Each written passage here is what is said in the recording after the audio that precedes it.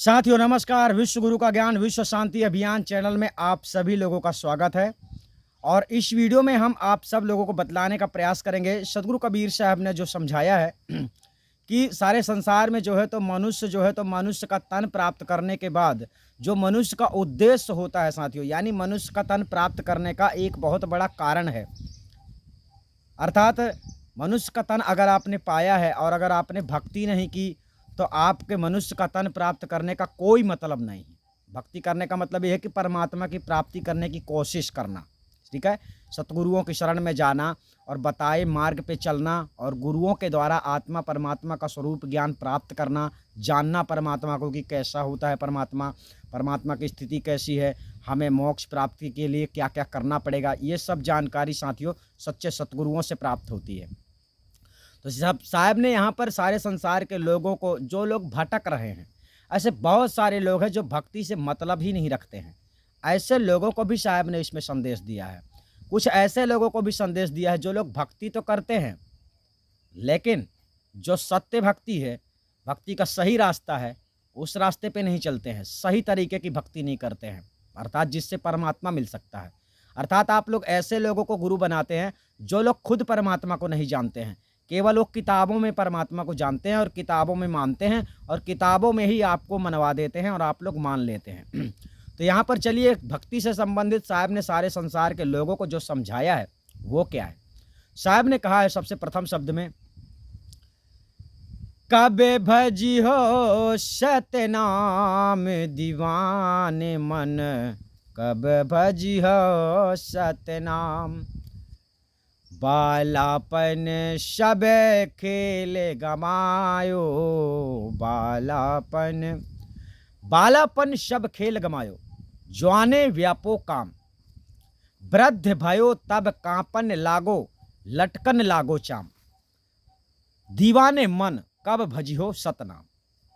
यहाँ पर साहब ने बतलाया है दीवाने मन मतलब आप लोगों को, दीवाने मन मतलब को संसार में जितने भी मनुष्य हैं और भक्ति के लिए जन्म लेते हैं लेकिन भक्ति नहीं करते हैं, आप लोग इसके उसके दीवाने बन के घूमते रहते हैं। यानी नाना प्रकार की इच्छाओं को पूर्ति करने के लिए आप कर्तव्य करते हैं, परिश्रम करते हैं, जैसी इच्छा आती है वैसा आप काम करते हैं, खाते हैं, पीते हैं, सोते हैं, जागते हैं, हगते मूतते हैं, बस इतने में ही अपनी ज़िंदगी को गुजार देते हैं, ठीक है।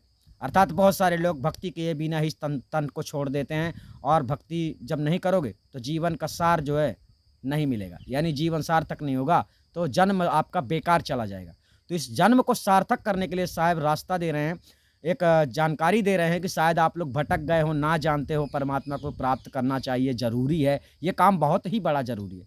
जैसे भूख लगे तो खाना ज़रूरी है, प्यास लगे तो पानी ज़रूरी है, और कुछ चाहिए तो उसके लिए पैसे ज़रूरी है, तभी आप वो चीज़ ले पाओगे। इसी प्रकार से परमात्मा की प्राप्ति के लिए ये मनुष्य का चोला मिलना बहुत ज़रूरी है। अब ये मनुष्य का चोला तो आपको मिल गया है लेकिन फिर भी आप लोग नहीं समझ पा रहे कि यार हमारा जन्म क्यों हुआ है। तो सदगुरु कबीर साहब जीवन की प्रक्रिया को समझा रहे हैं कि बालकपन यानी जब आप छोटे होते हैं तब तो आपको भक्ति भक्ति के बारे में कुछ पता भी नहीं होता है, अर्थात खेलने में ही गमा देते हैं, है ना। बालापन सब खेल गमायो, जवानी व्यापो काम, अर्थात जब आपकी जवानी घट जाती है, जवानी खत्म हो जाती है, तब आप काम धंधा भी छोड़ देते हैं, है ना। तो ऐसी अवस्था आ जाती है, बालापन सब खेल गमायो, जवानी व्यापो काम, वृद्ध भयो तब कांपन लागो, लटकन लागो चाम। कहने का तात्पर्य है कि आप बचपन से बूढ़े हो जाते हैं, एक समय ऐसा आता है कि जब बूढ़े हो जाते हैं और आप फिर भी परमात्मा को नहीं जानते हैं, अर्थात सारा जीवन यूं घुमा देते हैं। भाई बालकपन में छोटे में आपने खेला और जवानी जब आई तब आपने खूब काम किया, खूब पैसा कमाया, शादी वादी की, लड़के बच्चे किए, ये सब आपने कर लिया, है ना। और इसके बाद में मतलब भ्रमवश आप जिंदगी को गुजार देते हैं। भाई एक समय ही तो सब कुछ है, समय नहीं रहेगा आपके पास तो कुछ नहीं कर पाओगे। यानी काम करने का समय है लेकिन आप कर नहीं रहे हो, और आप तब करोगे काम जब समय नहीं रहेगा, जब समय बचेगा नहीं तो फिर क्या मतलब निकलेगा। तो यानी समय रहते आपको भक्ति भी करना चाहिए, जीवन के उद्देश्य को प्राप्त करने के लिए, मकसद को पूरा करने के लिए, मोक्ष की प्राप्ति के लिए भक्ति भी करना चाहिए। ऐसे ही नहीं कि बचपन खेल में गंवा दिया और सारी ज़िंदगी पैसा कमाया और फिर आप वृद्ध हो गए तो आप चलने फिरने के भी काम में नहीं आते, अर्थात चला फिरा नहीं जाता, आपकी चमड़ी जो है तो लटकने लगती है। इसी प्रकार की बातें सद्गुरु कबीर साहब इस शरीर में घटने वाली घटना की बात कर रहे हैं कि एक दिन ऐसा हो जाता है, वृद्ध भय तब कांपन लागे लटकन लागो चम। अर्थात जिस शरीर में रहकर आज आप घमासान काम कर रहे हैं, एक दिन इसी शरीर के वो अवस्था हो जाएगी साथियों, जब आप स्वयं से उठ भी नहीं पाएंगे। आपका सर हिलने लगेगा, हाथ पैर हिलने लगेंगे, कंपन पैदा हो जाएगा, शरीर का यानी विनाश हो जाएगा, अर्थात कुछ करने योग्य नहीं होगे, एक दिन प्राण छूट जाएंगे। तो प्राण छूटने के पहले आप लोगों को परमात्मा को पाने का जिक्र करना चाहिए, परमात्मा को पाने की कोशिश करना चाहिए, जैसा सद्गुरु कबीर साहब बतला रहे हैं उस मार्ग में चलना चाहिए। ठीक है, अर्थात आपका जीवन जो है, शायद आप भूल गए हो कि मैं पैदा क्यों हुआ हूँ, इसलिए साहब ने यहाँ पर इशारा किया है, आप लोगों को समझाया है कि दीवाने मन कब भजियो सतनाम। कब भजियो सतनाम जब बात आ जाती है साथियों, तो इसमें निज स्वरूप ज्ञान की बात होती है। कब भजियो, क्योंकि परमात्मा का ऐसा कोई नाम नहीं है जिसे जपा जाता है, भजा जाता है, ऐसी कोई बात नहीं है। जब आप परमात्मा की प्राप्ति के लिए सत्यमार्ग में उतर आते हैं ना, तो वहीं से आप मतलब भजन करना शुरू कर देते हैं, यहीं से आपका भजन प्रारंभ हो जाता है। भजन का मतलब ये मत समझ लेना कि कोई मंत्र जपना है, कोई पूजा पाठ करनी है, इस प्रकार की बात नहीं। आप जब परमात्मा को याद करते हैं, हमारा परमात्मा कैसे होगा, हमें परमात्मा से मिलना है, और उसके लिए जब आप कदम बढ़ाते हैं, सतमार्ग पे चलते हैं, इसका मतलब होता है कि आप परमात्मा का भजन कर रहे हैं, परमात्मा को पाना चाहते हैं। ठीक है, तो इस प्रकार से सद्गुरु कबीर साहब जीवन की व्यथा को समझा रहे हैं कि लाठी ठेग चलते मार्ग में, लाठी ठेग चलत मार्ग में, संभलो जात नहीं निज धाम। अर्थात लाठी ठेक चलत मार्ग में एक स्थिति है ऐसी साथियों, जब आ जाती है, लाठी ठेक चलत मार्ग में संभलो जात नहीं निज धाम, और नयनन कानन बहिर नयन नहीं सूझे, दांत भय बेकाम। अर्थात इसी शरीर की घटना के बारे में बतला रहे हैं कि देखो, आप एक ऐसा समय आ जाता है जब आपको डंडे का सहारा लेना पड़ता है। ऐसी स्थिति आ जाती है कि आपको आंखों में दिखाई नहीं देता है, आपको कानों में सुनाई नहीं देता है। ऐसी भी स्थिति इसी शरीर में आती है, आप वृद्ध हो जाएंगे। उसी बात की सच्चाई को सद्गुरु कबीर साहब बयान करना चाहते हैं। अर्थात ऐसी स्थिति आने के पहले अपने जीवन के उद्देश्य को पूरा करने के लिए जो जो करना जरूरी है वो भी करते चलो साथ में, सद्गुरु कबीर साहब ये कह रहे हैं। क्योंकि समय तो आपका वापस लौटेगा नहीं, आप एक बार बूढ़े हो जाओगे तो फिर जवान हो नहीं पाओगे। इसलिए जो बचपना है, अगर आपका अभी बचपना है तो अभी से संभल जाइए, अभी से वो काम शुरू कर दीजिए जो काम करने का आपका विशेष उद्देश्य है, इस मनुष्य के तन प्राप्त करने का।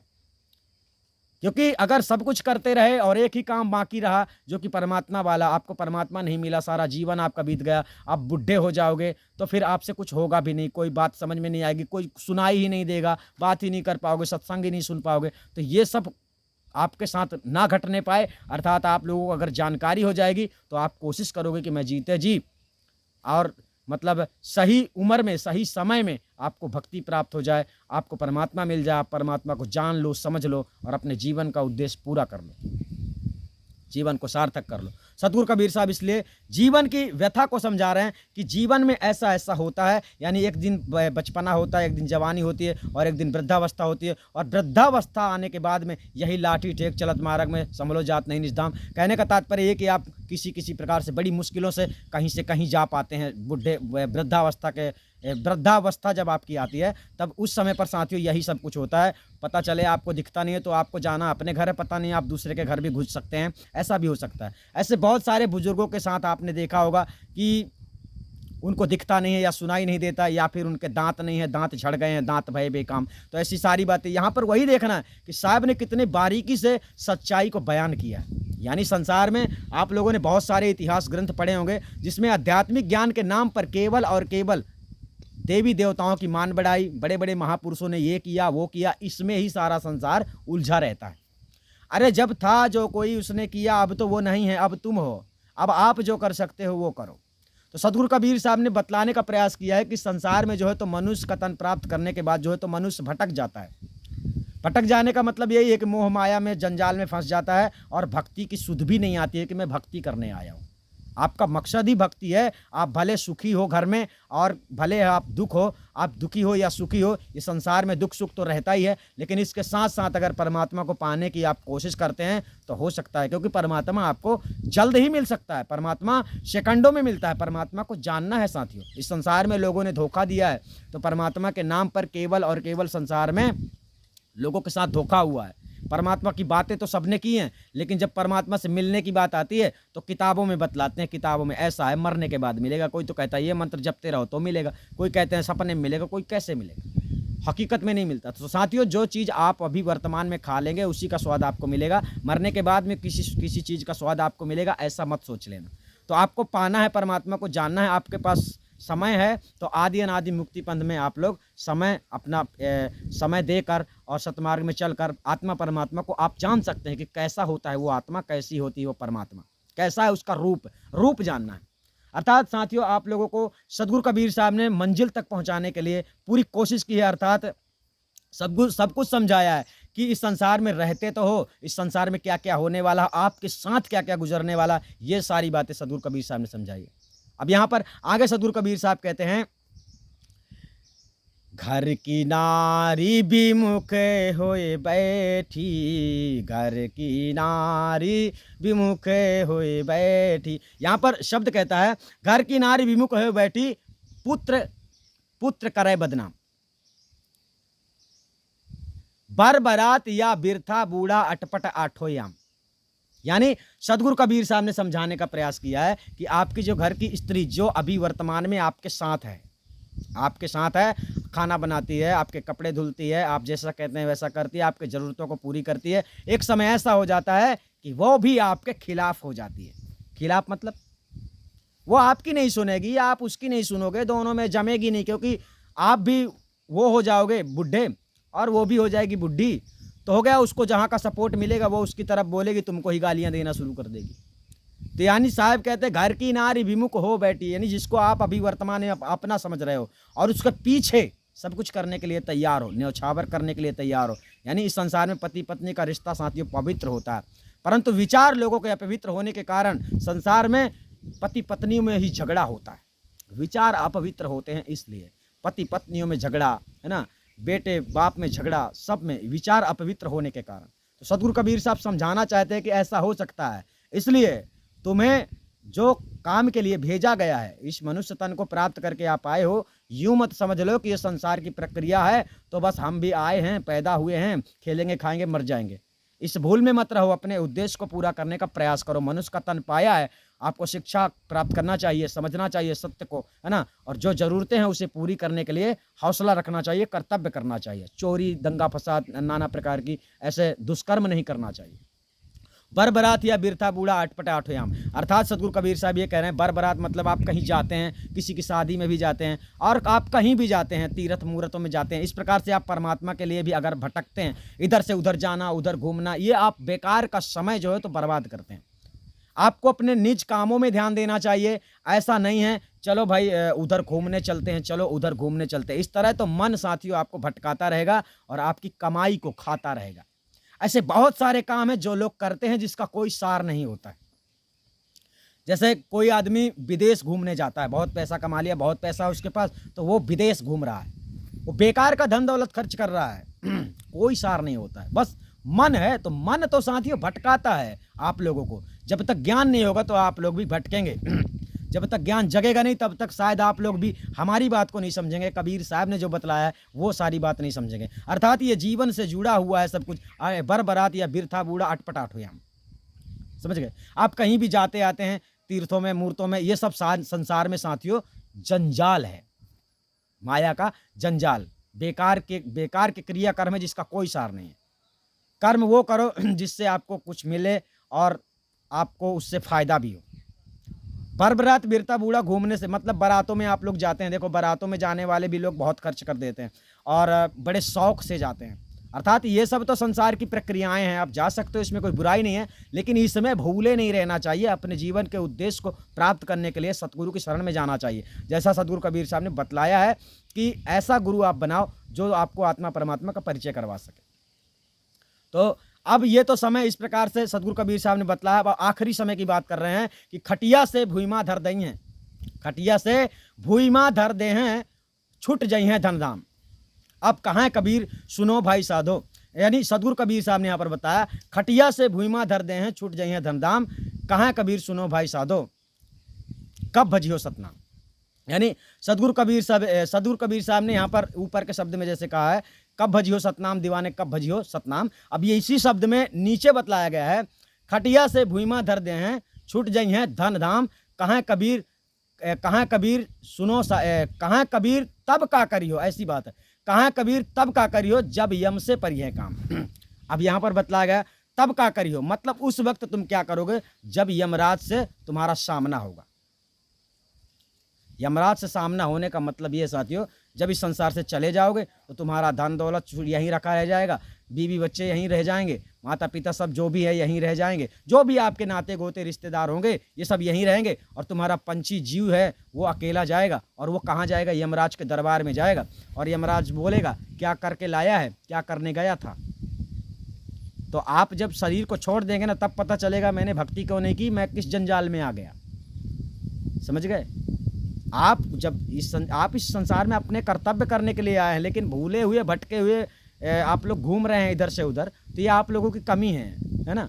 यानी एक दिन अभी आपको, आप कर्म करने आए हैं, आपको मान लो माता पिता बोलेंगे कि जाओ ड्यूटी करने के लिए, तो आप लौट के जाओगे ना माता पिता के पास, तो करोगे तब ना कुछ लाओगे। अब आप करोगे कुछ नहीं, घूमते फिरोगे उधर, कुछ नहीं करोगे तो क्या लाओगे, कुछ भी नहीं लाओगे। तो इस प्रकार से जिसने तुम्हें कर्म करने के लिए भेजा है, सत्कर्म करने के लिए भेजा है, भक्ति करने के लिए भेजा है, तो अगर तुम भक्ति नहीं करते हो तो तुम्हारा जीवन सारा यूं का यूं निकल जाता है।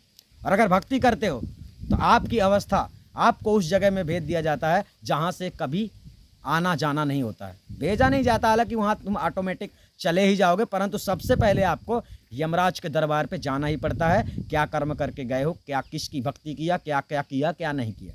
यानी ये सबका निर्णय वो कर देता है, वो तुमसे पूछेगा नहीं, उसको सारी बातें पता होती हैं। आप तो भूल जाते हैं। आपको अगर भूलता नहीं तो आप पैदा होने के 4 साल बाद ही गुरु ढूंढने लगते, लेकिन आपको सब भूल जाता है। ये अज्ञानी जीव की एक कला है जो कि अज्ञानी जीव को पता नहीं रहती है। अज्ञानता ही अज्ञानी जीव की कला है साथियों। अब उससे ज्ञान प्राप्त करना पड़ता है अज्ञानी जीव को, यानी आपको। आप लोग अज्ञानी हैं, इस संसार में सबको ज्ञान है, यानी जो जानता है, जिसने जिस चीज़ को जान लिया उसके बारे में उसे ज्ञान है। इसी प्रकार से आपको आत्मा परमात्मा के बारे में जानने के लिए सदगुरु कबीर साहब संदेश देते हैं कि कब भजियो सतनाम दीवाने, कब भजियो सतनाम।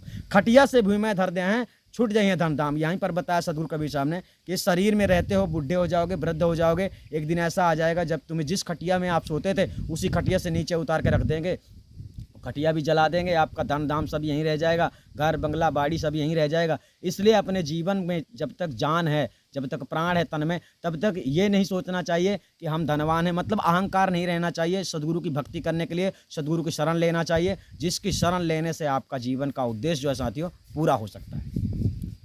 तो इसी प्रकार से आप लोग समझ गए होंगे सदगुरु कबीर साहब ने इस वाणी में क्या बतलाने का प्रयास किया है। हम आपको फिर मिलेंगे, तब तक के लिए धन्यवाद। और आप सभी लोग अपना ख्याल रखना, हम आपसे यही आशा करते हैं।